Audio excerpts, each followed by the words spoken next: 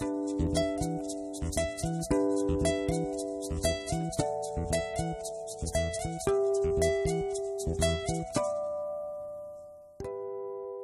estimated 1/3 of the world's population is infected with tuberculosis.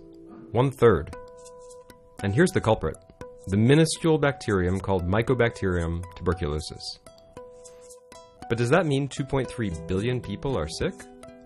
Fortunately not. Only a small proportion of them actually become sick. To understand why, let's take a closer look at the bacterium itself.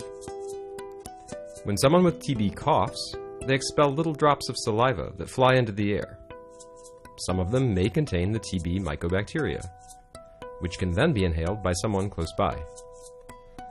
The mycobacteria then continue their journey down the respiratory tract and into the lungs.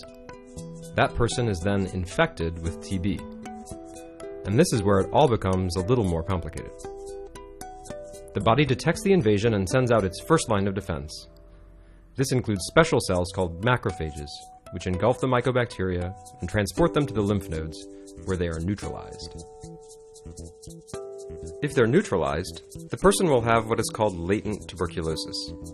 This means they're infected with the bacterium, but they don't have active TB disease, and they're not sick. However, in 5% of cases, the immune system is overwhelmed. The TB mycobacteria multiply and escape, and the person falls ill.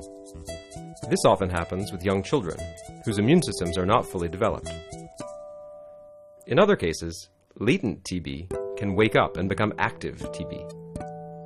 This can happen months later, or even years later, especially in adults with weak immune systems. For example, people who are HIV positive, or who've had organ transplants, or who are undergoing chemotherapy.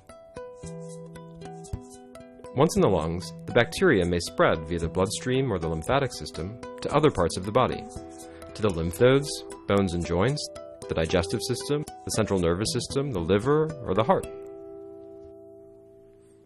So what happens when someone has active TB? Let's imagine the infections in the lungs, as this is the most commonplace. The patient starts coughing, has difficulty breathing, and suffers from chest pains. If these symptoms last for more than a few weeks and are accompanied by fever, night sweats, and weight loss, the doctor has good reason to suspect tuberculosis. The next stage is diagnosis, and then treatment. The battle is far from over.